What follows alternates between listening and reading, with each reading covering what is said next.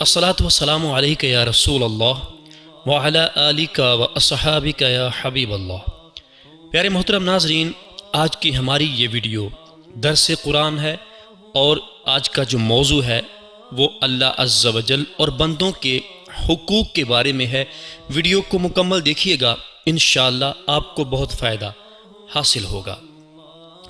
ارشاد باری تعالی ہے وَاعْبُدُوا اللَّهَ وَلَا تُشْرِكُوا بِهِ شَيْئًا وَبِالْوَالِدَيْنِ إِحْسَانًا وَبِذِي الْقُرْبَى وَالْيَتَامَى وَالْمَسَاكِينِ وَالْجَارِ ذِي الْقُرْبَى وَالْجَارِ الْجُنُبِ وَالصَّاحِبِ بِالْجَنبِ وَابْنِ السَّبِيلِ وَمَا مَلَكَتْ أَيْمَانُكُمْ إِنَّ اللَّهَ لَا يُحِبُّ مَنْ كَانَ مُخْتَالًا فَخُورًا۔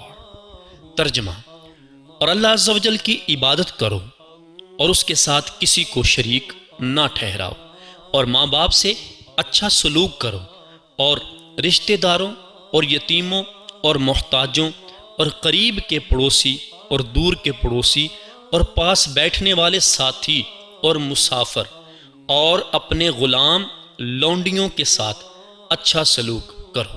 بے شک ایسے شخص کو اللہ پسند نہیں کرتا جو متکبر اور فخر کرنے والا ہو۔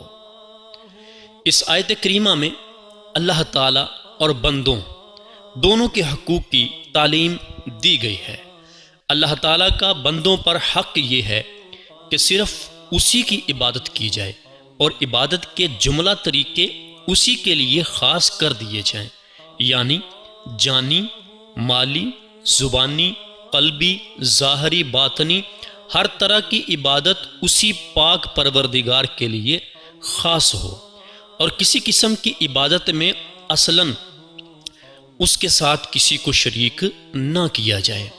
اور بندوں کے حقوق میں بنیادی اصول دوسروں کو تکلیف سے بچانا اور سہولت و راحت پہنچانا، اپنی زبان اور ہاتھ سے کسی کو تکلیف نہ پہنچائیں، بد کلامی اور بدگمانی سے بچیں، کسی کو عیب نہ بیان کریں، کسی پر الزام تراشی نہ کریں، تلخ کلامی سے بچیں، نرمی سے گفتگو کریں، مسکراہٹیں بکھیریں، جو اپنے لیے پسند کریں وہی دوسروں کے لیے پسند کریں، دوسروں کو اپنے شر سے بچائیں اور ان کے لیے باعث خیر بنیں۔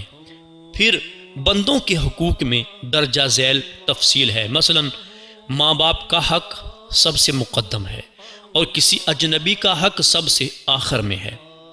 آیت کریمہ میں کثیر افراد کا احاطہ کیا گیا ہے، جن میں والدین، رشتہ دار، یتیم، محتاج، قریب اور دور کے پڑوسی، ساتھ بیٹھنے والے، مسافر، اجنبی لوگ، اپنے خادمین وغیرہ سب شامل ہیں۔ ان کے جدا جدا حقوق یہ ہیں۔ نمبر 1، والدین کے ساتھ احسان کرنا۔ ان کے ساتھ احسان یہ ہے کہ والدین کا ادب اور اطاعت کرے، نافرمانی سے بچے، ہر وقت ان کی خدمت کے لیے تیار رہے اور ان پر خرچ کرنے میں بقدر توفیق و استطاعت کمی نہ کرے۔ حضرت ابو ہریرہ رضی اللہ تعالی عنہ سے روایت ہے کہ سرور کائنات صلی اللہ تعالی علیہ وآلہ وسلم نے 3 مرتبہ فرمایا کہ اس کی ناک خاک آلود ہو۔ کسی نے پوچھا یا رسول اللہ صلی اللہ علیہ وآلہ وسلم کون؟ ارشاد فرمایا جس نے ماں باپ دونوں کو یا ان میں سے ایک کو بڑھاپے میں پایا اور جنت میں داخل نہ ہوا۔ دوسرے نمبر پہ ہے رشتہ داروں سے حسن سلوک کرنا۔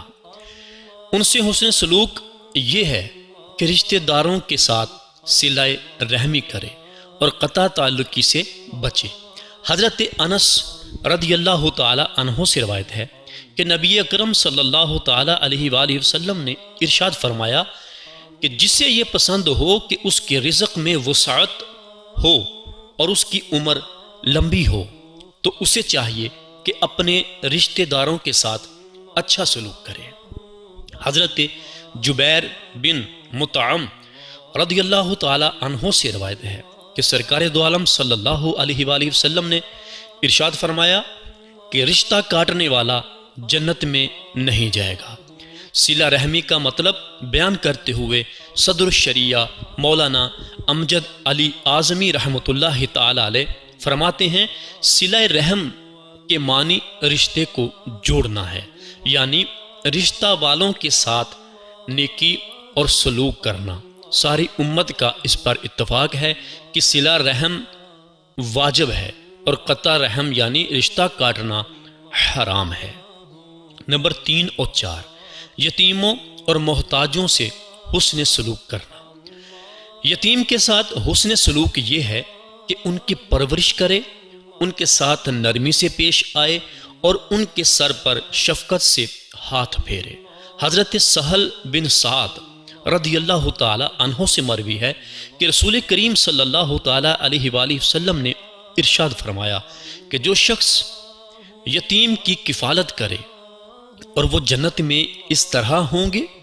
حضور سید دو عالم صلی اللہ علیہ وآلہ وسلم نے کلمے کی انگلی اور بیچ کی انگلی سے اشارہ کیا اور دونوں انگلیوں کے درمیان تھوڑا سا فاصلہ کیا، اور مسکین سے حسن سلوک یہ ہے کہ ان کی امداد کرے اور انہیں خالی ہاتھ نہ لوٹائے۔ حضرت ابو ہریرہ رضی اللہ تعالی عنہ سے روایت ہے کہ رسول اللہ صلی اللہ تعالی علیہ وآلہ وسلم نے ارشاد فرمایا، بیوہ اور مسکین کی امداد و خبر گیری کرنے والا راہ خدا میں جہاد کرنے والے کی طرح ہے۔ اور 5ویں نمبر پہ ہے ہمسایوں سے حسن سلوک کرنا۔ قریب کے ہمسائے سے مراد وہ ہے جس کا گھر اپنے گھر سے ملا ہوا ہو، اور دور کے ہمسائے سے مراد وہ ہے جو محلہ دار ہو مگر اس کا گھر اپنے گھر سے ملا ہوا نہ ہو، یا جو پڑوسی بھی ہو اور رشتہ دار بھی، وہ قریب کا ہمسایہ ہے۔ اور وہ جو صرف پڑوسی ہو رشتہ دار نہ ہو، وہ دور کا ہمسایہ، یا جو پڑوسی بھی ہو اور مسلمان بھی، وہ قریب کا ہمسایہ، اور جو پڑوسی ہو مسلمان نہ ہو، وہ دور کا ہمسایہ ہے۔ ام المومنین حضرت عائشہ صدیقہ رضی اللہ تعالی عنہا سے روایت ہے کہ تاجدار رسالت صلی اللہ تعالی علیہ وآلہ وسلم نے ارشاد فرمایا کہ جبریل علیہ السلام مجھے پڑوسی کے متعلق برابر وصیت کرتے رہے، یہاں تک کہ مجھے گمان ہوا کہ پڑوسی کو وارث بنا دیں گے۔ 6 نمبر پر پاس بیٹھنے والوں سے حسن سلوک کرنا۔ اس سے مراد بیوی ہے یا وہ جو صحبت میں رہے، جیسے رفیق سفر، ساتھ پڑھنے والا، یا مجلس و مسجد میں برابر بیٹھے، حتیٰ کہ لمحہ بھر کے لیے بھی جو پاس بیٹھے اس کے ساتھ بھی حسن سلوک کا حکم ہے۔ 7ویں نمبر پہ مسافر کے ساتھ حسن سلوک کرنا۔ اس میں مہمان بھی داخل ہے۔ مسافر کی حاجت پوری کی جائے، راستہ پوچھے تو رہنمائی کی جائے، اور مہمان کی خوش دلی سے خدمت کی جائے۔ حضرت ابو ہریرہ رضی اللہ تعالی عنہ سے روایت ہے کہ نبی کریم صلی اللہ تعالی علیہ وآلہ وسلم نے ارشاد فرمایا، جو شخص اللہ تعالی اور روز قیامت پر ایمان رکھتا ہے وہ مہمان کا اکرام کرے۔ اور 8ویں نمبر پہ لونڈی غلام کے ساتھ حسن سلوک کرنا۔ ان سے حسن سلوک یہ ہے کہ انہیں ان کی طاقت سے زیادہ تکلیف نہ دے، سخت کلامی نہ کرے، اور کھانا کپڑا وغیرہ بقدر ضرورت دے۔ حدیث میں ہے حضور پر نور صلی اللہ تعالی علیہ وآلہ وسلم نے ارشاد فرمایا، غلام تمہارے بھائی ہیں، اللہ تعالیٰ نے انہیں تمہارے ماتحت کیا ہے، تو جو تم کھاتے ہو ان میں سے انہیں کھلاؤ، جو لباس تم پہنتے ہو ویسا ہی انہیں پہناؤ، اور ان کی طاقت سے زیادہ ان پر بوجھ نہ ڈالو، اور اگر ایسا ہو تو تم بھی ساتھ میں ان کی مدد کرو۔ آیت کے آخر میں ارشاد فرمایا، ان اللہ لا يحب ما کان مختالا فخورا۔ ترجمہ، بے شک اللہ عز و جل ایسے شخص کو پسند نہیں کرتا جو متکبر اور فخر کرنے والا ہو۔ کسی کو خود سے حقیر سمجھنا اور حق بات قبول نہ کرنا تکبر ہے۔ یہ انتہائی مذموم وصف اور کبیرہ گناہ ہے۔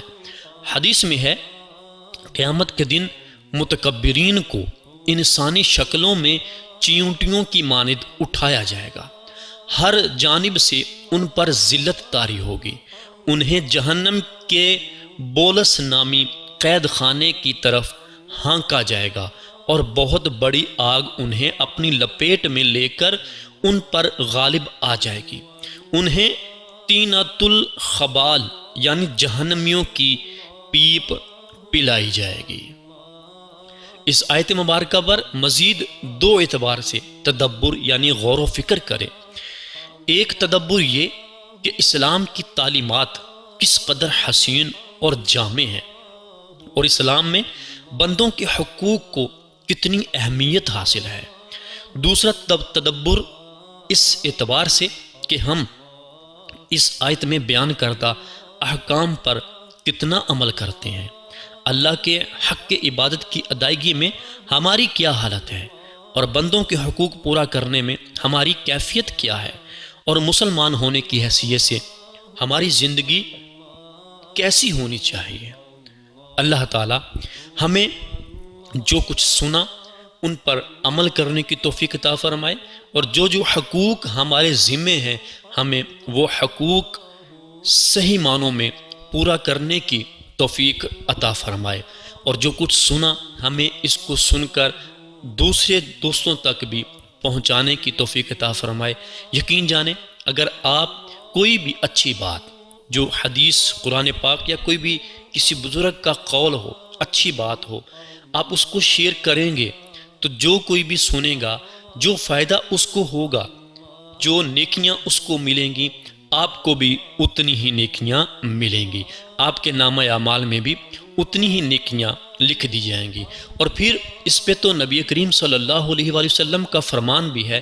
آپ صلی اللہ علیہ وآلہ وسلم نے فرمایا پہنچا دو میری طرف سے اگرچہ ایک ہی آیت کیوں نہ ہو، اگرچہ تمہارے تک ایک بھی آیت پہنچے تو اس کو اپنے مسلمان بھائیوں تک پہنچا دو تاکہ وہ بھی ان کو سن کر اس پر عمل کریں اور اس سے فائدہ حاصل کر سکیں۔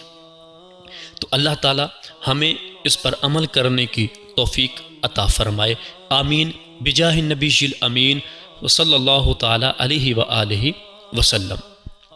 جی محترم ناظرین، امید ہے آج کی ہماری یہ ویڈیو آپ نے مکمل دیکھی ہوگی اور یہ درس قرآن آپ نے مکمل سنا ہوگا اور یقیناً آپ کو بہت فائدہ حاصل ہوا ہوگا۔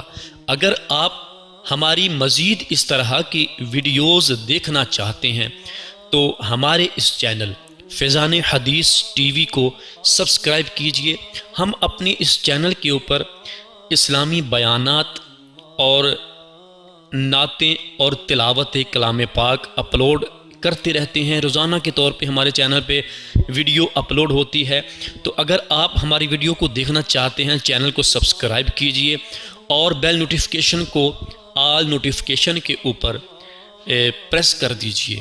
آل نوٹیفیکیشن پہ پریس کرنے کا فائدہ آپ کو یہ ہوگا کہ ہم روزانہ کے طور پہ جو بھی نئی ویڈیو اس چینل کے اوپر اپلوڈ کریں گے وہ ویڈیو کا نوٹیفیکیشن آپ کو سب سے پہلے مل جائے گا۔